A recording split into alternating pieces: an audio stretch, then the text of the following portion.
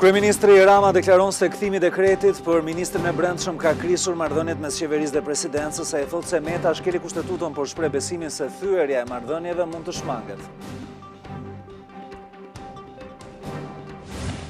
Sander Leshi emërohet zëvendës ministri i brendshëm, por me kompetencat e ministrit. Kryeministri e prezanton personalisht në detyrë menjëherë pas vendimit të marrë në mbledhjen e qeverisë.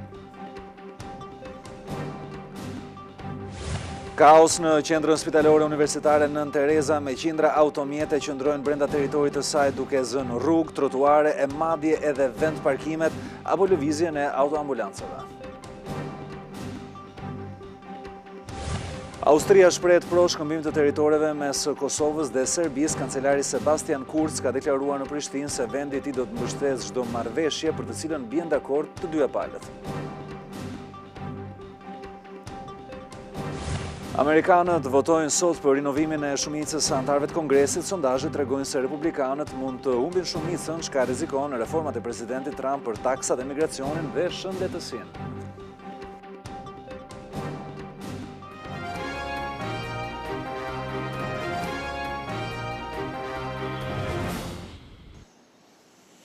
Mirëmbrëma dhe mirë se vini në lajmet e televizionit Klan. Ky është edicioni informativ i orës 19:30. Do të jemi së bashku për zhvillimet kryesore. Kryeministri Edi Rama ka deklaruar sot në seancën e jashtëzakonshme të parlamentit se mosdekretimi i ministrit të ri të brendshëm ka shkaktuar krisje në marrëdhëniet me presidentin e Republikës. Ai zbuloi letrën e kreut të shtetit për refuzimin e Sander Leshit, duke thënë se nuk ka asnjë argument, por gjithsesi është shprehur se thyerja në raportet mes dy institucioneve është e shmangshme. Qysh prej shtunës mbrëma, ne kemi një problem me presidentin e Republikës. Problemi që Edi Rama ka me Ilir Metën, ai që për herë të parë zgjodhi ta ndajë me zë me publikun në parlament, është shkelja e kushtetutës sipas tij nga presidenti i Republikës, duke mos dekretuar Sander Leshin si ministër. Kushtetuta i ka të përcaktuara, një për një, e zeza mbi të bardhë, të 12 kompetencat e presidentit të Republikës. Ndërto, nuk figuron gjykundi kompetenca e refuzimit të kryeministrit. Si shembull që e kundërshton Metën, solli vendimin e ish-presidentit Nishani për Xhafajin. Siç e ka thënë dhe paraardhësi i Ilir Metës, për të dekretuar ministër, mjafton të plotësosh kriteret që duhen për të bërë deputet. Dhe s'ka më sot asnjë objeksion pse për general Sander Leshin u kërkuan letra pastërtie si për asnjë ministër në historinë e Republikës, në adresa të pa vizituara ndonjëherë më parë nga postieri i presidencës. Edhe pse presidenca prej të shtunës deklaron se argumentat Ilir Meta ja ka dërguar Edi Ramës në një letër, ku e lajmëroi se nuk do ta dekretonte Leshin. Kryeministri zbuloi shkresën duke thënë se brenda saj nuk ka asnjë argument apo referencë kushtetuese. Në cilësinë e kryetarit të Këshillit të Sigurisë Kombëtare, në mbështetjet e kushtetutës, nuk krijoi bindjen e plot për t'i dhënë besimin e tij kandidaturës së zotit Sander Leshaj si ministri i brendshëm. Në mbështetjet e kushtetutës, po se ku është mbështetja, këtu nuk thuhet. Rama nuk përjashton mundësinë që kreu i shtetit të jetë ndikuar nga zhvillimet brenda opozitës. Dhe ky duket hëpërhësi një keq kuptim i pafajshëm me kushtetutën, në kërkim të një bindje të plotë lidhur me ministrin e ri të brendshëm, në një moment kur gjendja e dëshpëruar e opozitës dhe humbja e plotë e qetësisë saj e shqetëson me plot drejt presidentin e Republikës. E pranon sfidën e hedhur nga presidenca që kreu i shtetit të jap sqarime në një takim të mbyllur me deputetët. Mirë se të vi, zoti president, të na rrëfej gjithçka që e ka mbajtur për brenda, po mos qoftë ajo që më ka thënë mua. Çdo gjë mund ta përballoj, po një president që sharak nuk e përballoj dot. Por si një paralajmërim, ai e fton Ilir Metën të mos e thellojë krisjen. Krisja në këtë rast nuk është personale. Krisja është kushtetuese. Dhe ne bëjmë çmos për ta ngjitur. Uroj që të gjejmë nga ana e presidentit të Republikës dëshirën dhe durimin për të mos e çuar krisjen në thyerje, që sigurisht nuk do jetë fundi i botës.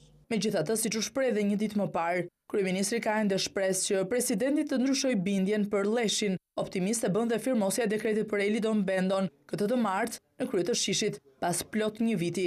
Dhe do t'i japim ca ditë kohë që ta bluaj këtë çështje dhe të punoj për të krijuar bindje të plot. Në fund një falënderim në duke i thatë, por i përsëritur për Fatmir Xhafajin, përpara se parlamenti të votonte dekretin për shkarkimin e tij, kur nuk mungoi dhe vetë vota e ish-ministrit. Vlerësim maksimal, Edi Rama ka për Sandër Leshin si figurë që thotë se i duhet Ministrisë së Brendshme në këtë moment të luftës kundër krimit, korrupsionit dhe drogës.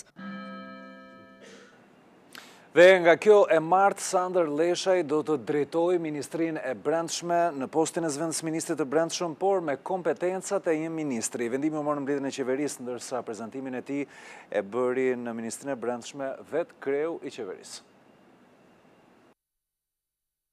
Ashtu siç kishte paralajmëruar të hënën, kryeministri Rama emëroi Sandër Leshaj në postin e zëvendës ministrit të Brendshëm, por me kompetencat e ministrit. Vendimi u morë në mbledhjen e qeverisë pas seancës së parlamentit dhe u njoftua fillimisht nga një foto e postuar nga kreu i qeverisë në rrjetet sociale. Më pas ka qenë vetë kryeministri që e ka shoqëruar Leshajn drejt Ministrisë së Brendshme, ku i është dorëzuar detyra nga Fatmir Xhafaj. Kanë shmangur çdo komunikim me median dhe pas 20 minuta prezantim, ata që lanë ambientet e Ministrisë së Brendshme ishin kryeministri dhe ish-ministri Xhafaj. Sërish mediat u mbajtën larg, por ajo që u vure ishte buzëqeshja që i shoqëroi teksa lirin ambientet e Ministrisë së Brendshme. Sandër Leshaj do të jetë zëvendës ministri i parë i këtij dikasteri që ka edhe 4 zëvendës ministra të tjerë. Dhe opozita e ka sfiduar që ditën e parë të punës, zëvendës ministrin e Brendshëm Sandër Leshaj duke kërkuar arrestimin e kryetarit bashkisë së Durrësit Vangjush Dakos. Sipas demokratëve, kjo është prova e vetme për të treguar se Sandër Leshi nuk është pjesë e paktit me krimin për blerjen e votave. Sandër Leshaj e ka shumë thjesht të provojë sot se nuk është një kukull. Ai nuk duhet pengoj arrestimin e Vangjush Dakos. Për sa kohë, Vangjush Dako dhe çdo ministër, deputet, kryebashkiak apo drejtues i Partisë Socialiste pjesë e dosjes 339 apo ndonjë dosje tjetër në hetim për krimin e blerjes votës do të jenë jashtë burgut, do të thotë se Sandër Leshaj është pjesë e paktit të Edi Ramës me krimin që blen vota. Dhe presidenti Ilir Meta ka njoftuar mëngjesin e sotëm edhe dekretimin e Helidon Bendos si drejtor i shërbimit informativ shtetëror. Dekreti mban datën 5 nëntor 2018 dhe ai vjen një vit pasi emri Bendos ju propozua për dekretim kreu të shtetit nga kryeministri Edi Rama. Meta vendosi që ta firmos propozimin për kreun e shërbimit informativ vetëm një ditë pasi u takua me kryeministrin Edi Rama në kulmin e një përplasje pas refuzimit për dekretimin e Sandër Leshit si ministri i Brendshëm. Bendo është paraqitur sot në Komisionin Parlamentar të Sigurisë Kombëtare ku diskutua buxheti i shërbimit informativ për vitin e ardhshëm.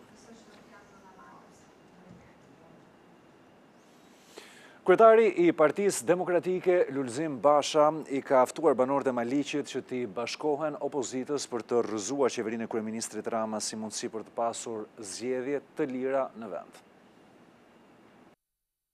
Largimin e Edi Ramës nga karrige e kryeministrit, Lulzim Basha e sheh si të vetmen mundësi që vendi të shkojë drejt zgjedhjeve të lira e të ndershme. Ndaj dhe banorët e Maliqit, kreu demokratëve, i ftoi t'i bashkohen betejës së opozitës për të ndalur kapjen e shtetit nga krimi dhe oligarkët. Para 30 vitesh kishim 13 antar të byros politike që nuk mendonin për njerëzit, po mendonin vetëm për veten e tyre. Edhe sot kemi 5 bandit, 5 oligark dhe 5 politikan që mendojnë vetëm për veten e tyre. Një paralajmërim e pati edhe për koncesionet e dhëna nga qeveria të parashikuara në buxhetin e vitit të ardhshëm.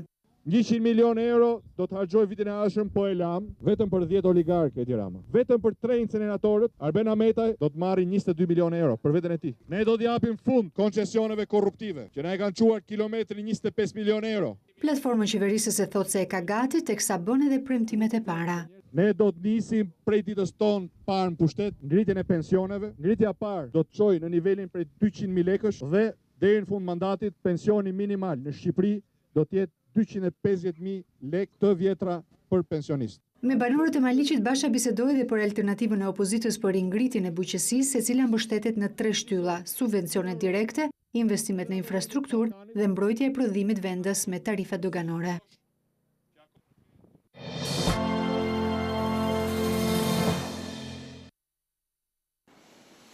Janë 40 sipërmarrës të mëdhenj të cilët i shmangin taksat edhe pse realizojnë një xhiro mbi 2 milion euro. Shifrën e ka dhënë vetë Ministri i Financave dhe Ekonomisë Arben Ahmetaj, i cili ka sqaruar se nuk do të lejohet më copëzimi i bizneseve për të ulur xhiron me qëllim që të shmangen detyrimet në raport me shtetin.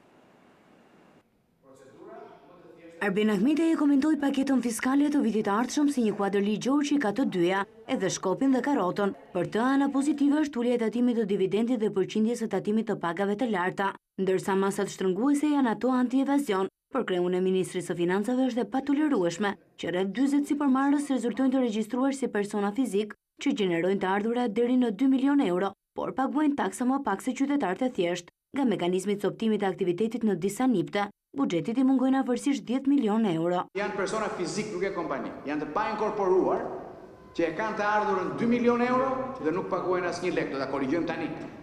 Çfarë do të thënë? Për herë të parë qeveria do të tentojë këtë vit që të tetojë dhe shitjen e kompanive që operojnë në Shqipëri, por që aksionet i tregtojnë në bursa, ndryshe nga rastet e mëparshme, kur disa firma koncesionare janë shitur e nuk kanë derdhur asnjë lek në buxhetin e shtetit. Në 2019 çdo firmë që ka fituar më shumë nga shitja se sa ka investuar, do të taksohet me 15%. Që shet aksionet jashtë Shqipërisë dhe Republika e Shqipërisë nuk përfiton 1 cent. Vetë deputetët e mazhorancës antarë të Komisionit Ekonomisë kërkuan që të verifikohen edhe mënyra se si taksohen disa antarë të Kuvendit të Shqipërisë që rezultojnë me miliona euro fitime, por që në fakt nuk paguajnë të gjithë taksat. Punimet për të përfunduar bypassin e Fierit kanë rinisur. Autoriteti rrugor shqiptar ka firmosur kontratën me kompaninë që u shpall fituese në këtë garë. Gjithë kontrata ka vlerën e 37.9 milion euro, të cilat do të shërbejnë për përfundimin e rrugës. Ditët e ardhshme pritet që të firmoset kontrata edhe për bypassin e Vlorës dhe fillimin e punimeve në këtë segment. Prej 2 vitesh punimet në këtë rrugë kishin mbetur pezull për shkak të zvarritjes së tyre nga firma Serenissima, derisa autoriteti rrugor ndërpreu kontratën. Pritet që një kraj bypassit të Fierit të jetë i kalueshëm sezonin e ardhshëm turistik.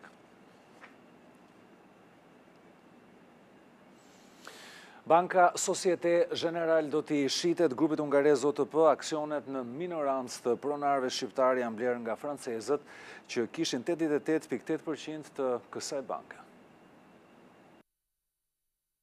Banka hungareze OTP mësohet se do t'jetë pronarja e re e Societe Generale Albania. Francezët në ikim mësohet se kanë blerë dhe paketën e aksioneve prej 11.11% që kishin në zotrim aksionerët shqiptar, duke u bërë kështu pronar të 100% të kapitalit të bankës. Banka ka hyrë në një marrëveshje me grupin OTP për shitjen e degëve të saj në Shqipëri, kundrejt një vlere prej 32.5 milion eurosh që në muaj ngusht, ndërsa grupi hungarez synon zgjerimin edhe në vendet të tjera të Ballkanit, në Bullgari, Maltëzi, Maqedoni e Serbi. Ky grup ka tentuar edhe gjatë viteve të shkuara që të hyjë në tregun bankar të Shqipërisë. Tashmë pritet që të finalizohet marrëveshja e të merret autorizimi për këtë transakcion nga Banka e Shqipërisë. Kjo është banka e katërt me kapital të Bashkimit Evropian që po largohet nga tregu.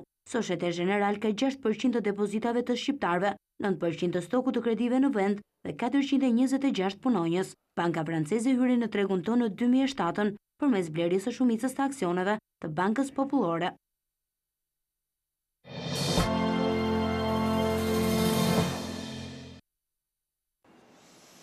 Qendra spitalore universitare Nën Tereza është kthyer në një parking gjigant automjetesh. Qindra automjete që hyn aty çdo ditë parkojnë ku të munden, madje edhe në vende të destinuara për autoambulancat. Ndjekim vëzhgimin vjen.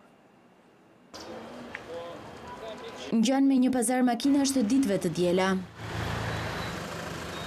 Në të vërtet, këto janë mjediset e qendrës spitalore universitare Nën Tereza në Tiranë.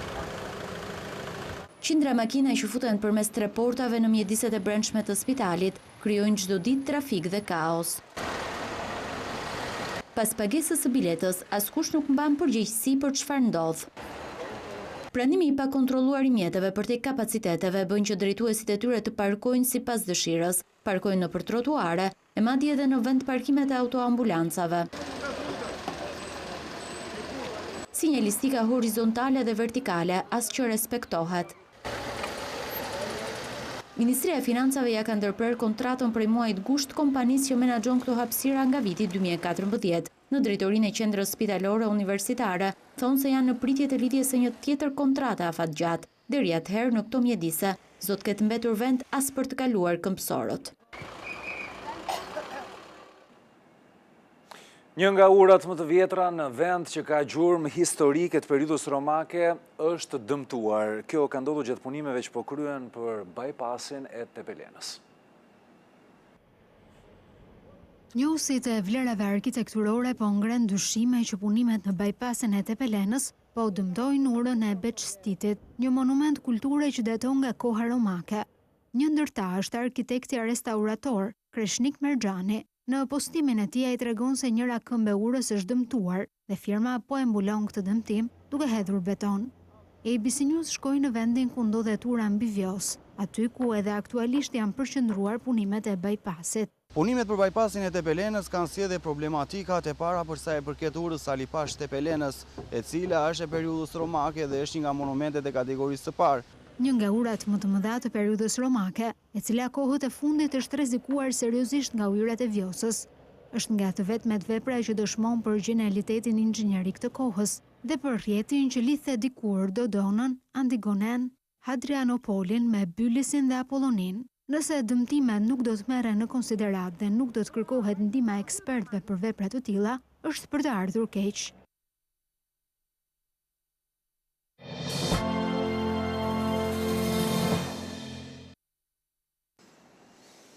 Në gjykatën e Tiranës është zhvilluar seanca e radhës gjyqësore për padinë që Tauland Balla ka bërë ndaj kreut Partisë Demokratike Lulzim Basha për shpifje në lidhje me 3.4 milion euro të kapura në makina Toyota Yaris sportin e Durrësit. Në seancë munguan si Balla, ashtu edhe Basha. Avokatët e kreut të Selis Blu thanë se deklarata e bërë në parlament nga Basha ishte për të denoncuar një aferë kriminale që po ndodhte dhe politikantë mazhorancës ishin garant dhe nuk ishte një akuzë drejtuar ndaj Ballës. Profesuesit ligjor të Bashës nuk pranuan të bënin publik burimin se nga ishte marrë ky informacion. Në datën 20 nëntor, gjykata e apelit për krimet e rënda do t'jap vendimin për 11 lazaratasit, të cilët në qershor të 2015-s qelluan mbi policin. Në këtë ngjarje mbeti vrarë oficeri Reneas Ibrahim Basha dhe u plagosën 2 kolegë të tij. Gjykata e shkallës së parë dha 2 burgime të përjetshëm dhe 150 vite burg për të pandehurit e tjerë të cilët nuk i pranojnë akuzat. Sipas tyre provat janë manipuluara nga prokuroria.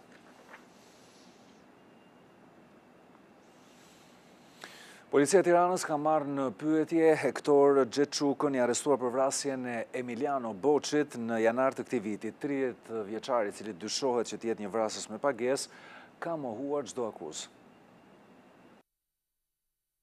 Hektor Xheçuka, i arrestuar si autor i dyshuar i vrasjes së Emiliano Boçit 10 muaj më parë në Tiranë, ka mohuar të ketë lidhje me ngjarjet. 30 vjeçari nga Burreli ka kërkuar të mbrohet nga një avokat duke mos iu përgjigjur pyetjeve të oficerëve të policisë. I riu prangos në pikën kufitare të Kagavijës duke hyrë në Shqipëri nga Greqia. Xheçuka nuk është një emër i panjohur për policinë, pasi dyshohet se është i përfshirë në ngjarje kriminale të ndodhura më parë. Është i paqartë roli i tij në vrasjen e Boçit, por burime nga hetimet bëjnë me dije se ai mund të ketë vepruar kundrejt pagesës nga një person tjetër. Në 14 janar të këtij viti, Xheçuka dyshohet se qelloi me armë Emiliano Boçin, në kohën kur ai po hipte në automjetin e tij të parkuar pranë një lokali në zonën e ish parkut të autobusave në Tiranë. Bashkë me viktimën në makinë ishte e dashura e tij, si dhe 27 vjeçari Melvin Disha, që mbeti i plagosur nga të shtënat. Sipas policisë, autori qelloi nga pjesa e pasme e makinës Range Rover në drejtim të Sendiles ku ndodhej shoferi. tvklan.al, webi më i klikuar ndër të gjithë televizionet mbar shqiptare. Lajmi i fundit, gjithçka ndodh në vend, rajon dhe botë. I gjeni në kohë reale në tvklan.al. Informohu në lëvizje vetëm me një klikim në celularin tuaj, edhe në aplikacionin tvklan.al. Video dhe lajme për çdo emision, dhe të rejat apo sinopse të serialeve tona, vetëm në tvklan.al. Besueshmëri, shpejtësi, cilësi dhe interaktivitet. Klan, televizioni mbar shqiptar më i ndjekur. Kancelari austriak Sebastian Kurz ka deklaruar se do të mbështetë shkëmbimin e territoreve mes Kosovës dhe Serbisë, mjafton që të dyja vendet të bien dakord për këtë. Deklaratën e bëri gjatë konferencës së përbashkët për shtyp me presidentin Hashim Thaçi, konferencë zhvilluar në Prishtinë.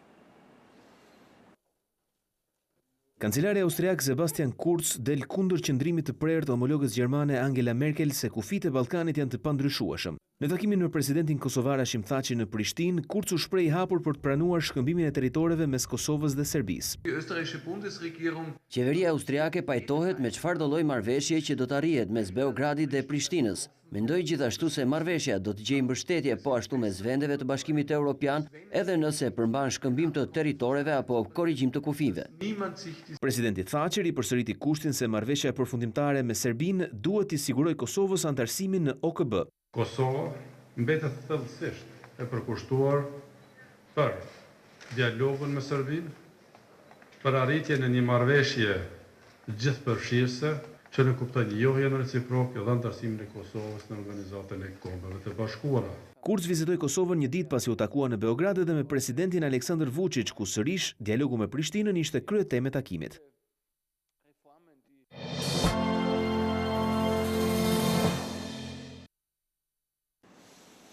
Amerikanët votojnë sot për rinovimin e shumicës së anëtarëve të Kongresit. Sipas sondazheve, flitet se republikanët mund të humbin shumicën në të dyja dhomat.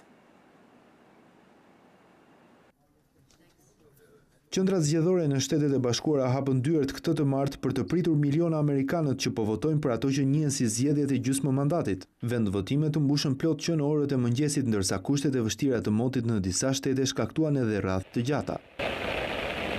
Qytetarët do të zgjedhin anëtarët e dy dhomave të Kongresit dhe 36 nga 50 guvernatorët. Ky sondazh i CNN tregon se demokratët janë në avantazh me mbi 10%, ndërsa presidenti Trump lëshoi akuza për manipulim të zgjedhjeve. Këto zgjedhje pritet të thyejnë rekordin e pjesëmarrjes. Në total janë rreth 250 milion amerikanë që kanë të drejtë vote, ndërsa mbi 30 milion prej tyre janë shprehur tashmë në votimet paraprake. Demokratët duhet të fitojnë 23 vende më shumë në dhomën e përfaqësuesve dhe 2 vende në Senat për të rrëmbyer republikanëve shumicën qeverisëse. Kjo mund të frenonte vijimsinë e reformave të administratës republikane. Në fushatën e demokratëve u përfshi edhe ish presidenti Obama, i cili i quajti tepër të rëndësishme zgjedhjet për Kongresin, pasi sipas tij Shtetet e Bashkuara janë në udhkryq.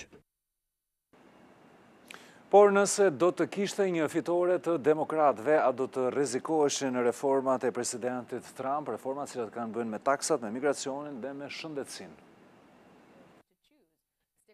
Në mesin e mandatit të tij, Donald Trump ndodhet përpara testit të parë. Zgjedhjet e Kongresit këtë vit kanë marrë formën e një referendumi të vërtet për presidentin amerikan. Politikat e tij kanë përçarë analistë vendase të huaj, por edhe vetë popullin. Dy Amerika do të përplasen kok më kok, shkruan CNN në analizën e zgjedhjeve, duke shpjeguar se si Trump e ka ndarë opinionin më dysh. Humbja e shumicës nga republikanët rrezikon politikat e emblem të Donald Trumpit, si ashpërsimi i ligjeve për emigracionin, marrëveshjet e reja tregtare ndërkombëtare apo reduktimi i taksave. Me një kongres kundër, problemet mund t'i thellohen presidentit edhe në hetimet për ndërhyrjen ruse në zgjedhjet e 2016-s, konfliktin e interesit apo aferat seksuale. Sipas CNN, presidenti ka mbështetjen e elektoratit rural dhe të pashkolluarve, por nga ana tjetër të rinjt, afroamerikanët, grupet minoritare dhe veçanërisht gratë kundërshtojnë fort linjën e tij. Pikërisht gratë pritet të jenë faktori i rëndësishëm. Fryma e lëvizjes Me Too kundër dhunës ndaj grave, por edhe figura maskiliste që ka Trump, mund të jenë thembra e akilit për presidentin në këto zgjedhje.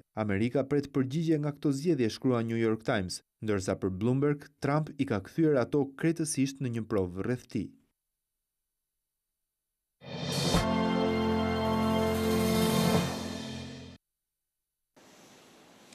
Tirana ka vënë kandidaturën për të shpallur kryeqyteti Europian i Kulturës për vitin 2024. Lajmin e ka dhënë vetë kryetari i Bashkisë së Tiranës gjatë një konferencë të mbajtur në Firenze. Viti 2024 mund të gjejë Tiranën si kryeqytetin Europian të Kulturës. Bashkia e Tiranës ka hedhur kandidaturën për këtë. Lajmi vjen nga Firenze, ku kryebashkia Kuvelia i mori pjesë në konferencën e parë të kryeqyteteve europiane të kulturës. Fal kontributit të Dario Nardeles, miku ton, kryetarit Bashkisë së Firencës, qytetit ton binjak, besoj që Shqipëria ka shanse shumë të mira, duke qenë se do të ketë dhe mbështetjen e këtyre qyteteve në përgatitjen e kandidaturës vetë për vitin 2024. Për kryebashkiakun Veliaj, kjo është një mundësi e artë për Tiranën. Tirana po fillon 4-5 vite përpara përgatitjen, që kur të ketë dhe infrastrukturën dhe buxhetet e nevojshme, plus dhe ndihma që i vjen nga Komisioni Evropian për të qenë mikpritës i kryeqytetit Europian të Kulturës, besoj do të prodhojë një histori tjetër suksesi për Tiranën tonë. Bashkia e Tiranës në bashkëpunim me qeverini kanë kushtuar një vëmendje të veçantë artit dhe kulturës, duke shumë fishuar buxhetin e vendosur në dispozicion të saj.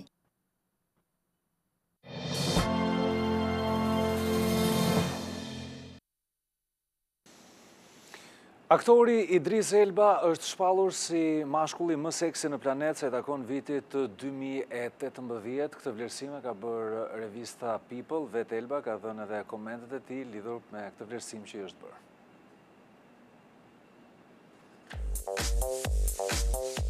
Që mosha është vetëm një numër, duket se qëndron. Idris Elba është 46 vjeç, por kjo nuk e ka penguar që të cilësohet si mashkulli më seksi për vitin 2018. Ka qenë revista People që e ka bërë këtë vlerësim për aktorin britanik, babai një vajze 16 vjeçare dhe një djali 4 vjeç.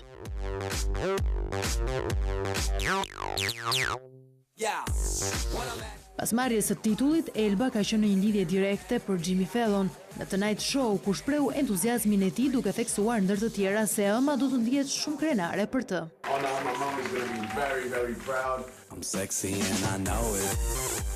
Në të shkuarën, Elba performonte edhe si DJ dhe kishte linjën e tij të rrobave, ndërkohë që së fundmi është përfolur shumë se do të ishte në rolin e agentit 007. Pas Denzel Washington në vitin 1987, 46 vjeçari është mashkulli i dytë me ngjyrë që arrin të vlerësohet si më seksi në botë. Jemi në sezonin ku propozohen tendencat më të fundit të modës, se takon aksesorëve, çantat mbeten shumë të rëndësishme dhe janë stilistët që propozojnë për këtë dimër çanta sa më të vogla. Të vogla, të çmuara dhe që mund të përdoren pa asnjë problem edhe gjatë ditës. Këto janë çantat që kanë sugjeruar shtëpitë e mëdha të modës për vjesht dimër 2018.